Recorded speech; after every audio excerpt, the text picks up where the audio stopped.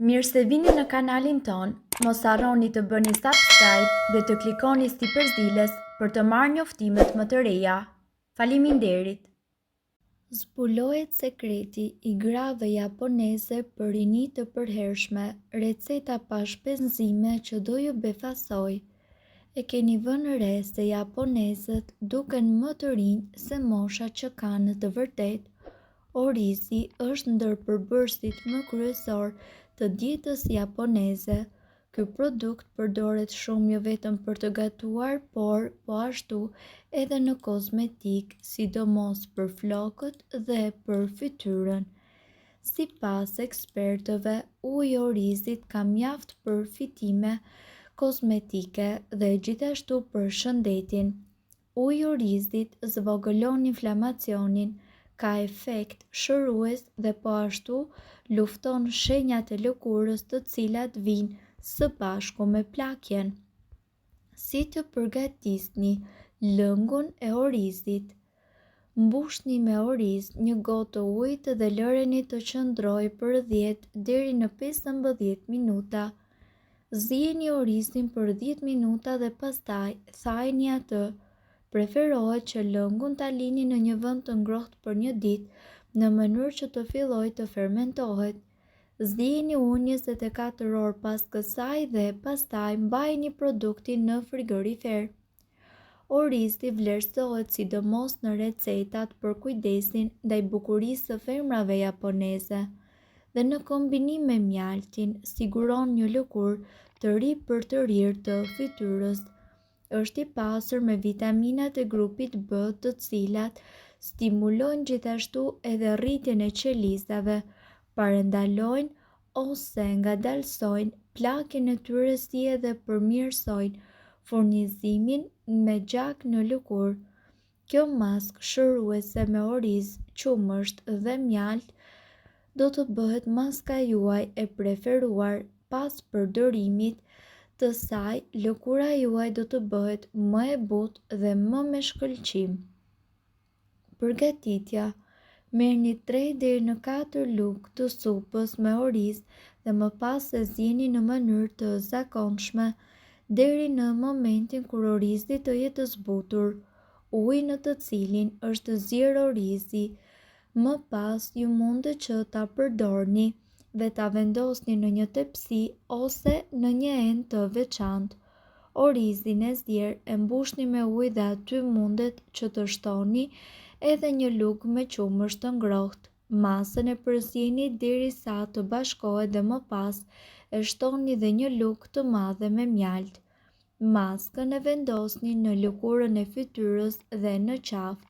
Pas gjysmë ore me kujdes e largoni maskën dhe shpëlani fytyrën tuaj me ujin e orizit. Pas dobive të shumta që sjell orizi, uji i orizit të zier po ashtu mundet që të përdoret në mënyrë të shkëlqyeshme për hidratimin e lëkurës, pasi ai përmban antioksidant dhe absorbon përbërësit e shkaktuar si pasojë e rrezeve të dëmshme ultravjollcë të diellit. Për më shumë, orizi parandalon formimin e melaninës dhe gjithashtu parandalon shfaqjen e njollave. Ujin e orizit ju mundet që ta ruani në frigorifer për rreth 4 ditë. Mund ta përdorni atë në mëngjes dhe në mbrëmje si një losion për fytyrën. Mund edhe ta ngrini në akull dhe më pas ta përdorni për pastrimin e fytyrës. Ndërkohë, rrudhat janë një pjesë e paevitueshme e procesit të plakjes. Tek disa njerëz, rrudhat dalin përpara kohe, kryesisht tek zona e syve, gojës dhe e qafës. Rrudhat shkaktohen jo vetëm nga rënja e prodhimit të kolagjenit, por edhe nga ndotja, ekspozimi në diell, mungesa e vitaminës D3, përdorimi i tepërt i produkteve kozmetike, ndryshimi i kremrave dhe gjithashtu duhani. Rrudhat mund të zbehen, shmangen dhe të mbahen nën kontroll me disa trajtime natyrale. Në këtë video ju do të mësoni disa prej kurave më të mira natyrale kundër rrudhave. Vaj i arrës së kokosit. Me këtë vaj ju mund të masazhoni zonën e rrudhave duke kryer lëvizje rrethore. Pas masazhit ju mund ta mbani vajin në lëkurë për gjithë natën. Kura duhet përsëritur çdo mbrëmje. Vaji i arrës së kokosit i jep shkëlqim lëkurës, një shkëlqim natyral dhe zbeh rrudhat. Vitamina E. Kapsulat e vitaminës E mund t'i blini në farmaci dhe të përdorni disa prej tyre çdo mbrëmje. Vitamina në formë vajore duhet aplikuar në zonën e rrudhave dhe gjithashtu duhet mbajtur për disa orë. Ky trajtim duhet bërë çdo mbrëmje. Vitamina E hidraton lëkurën, i zbeh rrudhat dhe gjithashtu e ushqen me antioksidant. Nga ana tjetër duhet të keni parasysh se edhe uthulla e mollës mbetet një nga recetat më efektive. Përzieni një lugë gjelle me uthull molle dhe gjithashtu një lugë gjelle me mjalt.